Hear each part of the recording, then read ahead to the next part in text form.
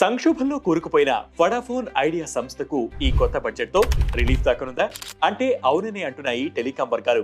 Vodafone ఐడియాతో పాటు Bharti Airtel, Tata teleservices మొదలైన సంస్థలపై కూడా భారం తగ్గనుందట. ఇంతకీ కేంద్రం పరిశీలనలో ఆ డెసిషన్ ఏంటి?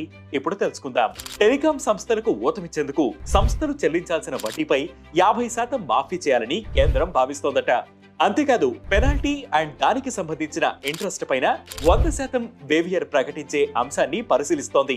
ఇదే జరిగితే టెలికాం ఆపరేటర్లకు 1,00,000 కోట్ల వరకు భారం తగ్గనుంది. ముఖ్యంగా ఈ నిర్ణయంతో ప్రధానంగా లబ్ధి పొందే సంస్థ వడాఫోన్ ఐడియా. గవర్నమెంట్ ఈ వేవియర్ ప్రకటిస్తే అడ్జస్టెడ్ గ్రాస్ రెవెన్యూ కింద టెలికాం సంస్థల నిర్వహణ, లైసెన్స్ మొదలైన వాటికి సంబంధించి కేంద్రానికి చెల్లించాల్సిన మొత్తం తగ్గనుంది. ఈ ప్రకటనతో BIAGR డ్యూస్ 52,000 కోట్ల వరకు తగ్గితే భారతీ ఎయిర్టెల్ బాకీ 38,000 కోట్ల వరకు తగ్గనుంది. ఈ ప్రపోజల్ ఫైనల్ అయితే సంబంధిత టెలికాం సంస్థలకు బిగ్ రిలీఫ్ అని, స్టాక్ మార్కెట్లలో వీటి షేర్ల విలువ కూడా పెరుగుతుందని విశ్లేషకులు చెబుతున్నారు. ఇది వాటి ట్రెండింగ్ ఎక్స్ప్లెయినర్. ఇలాంటి ట్రెండింగ్ ఎక్స్ప్లెయినర్స్ ఎప్పటికప్పుడు తెలుసుకునేందుకు